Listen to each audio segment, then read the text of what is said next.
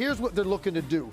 And James Harden's got to read this. So they're going to try to get a screen here, and then you're going to get Embiid come in and clean up for Niang and float him over here, and you're going to run a flare, trying to get a three. The key is James Harden has to read these two defenders. So when this play first starts out, and you're going to see the jump out right here. The defender jumps out. Well, Harden needs to now separate back a little bit so we can still get this screen and have an angle to deliver the pass. He doesn't do that.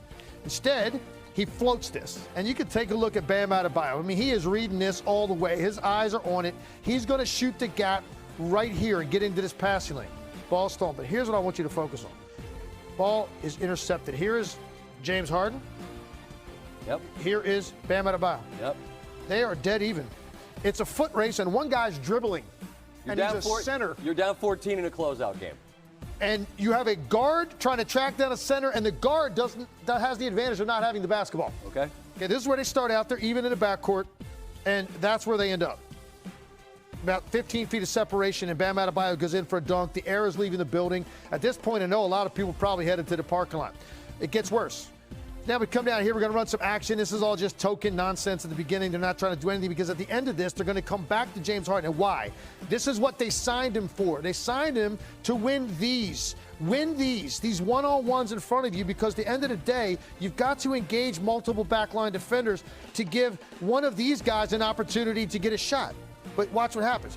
He jabs. And Scott, this was telling to me, right? This is pretty much James Harden at this stage of his career. This is what Embiid alluded to. You jab, there's no reaction on the part of the defender. None. Adebayo actually stays up. He actually presses up into him on the jab step. Tries to go by him. Nothing happens. You can see kind of running in mud. Gets a chance to regroup. This was more telling. He reaches with his right hand. Right there. You can see Oladipo reaches with his right hand.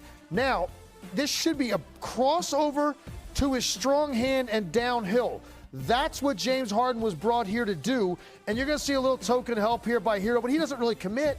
Harden has to get into the gap so that he can occupy these two guys on the back line and make a play for one of your two teammates. He just can't do it. Goes behind his back for no reason, again gets the ball taken away, and again goes into jog mode back.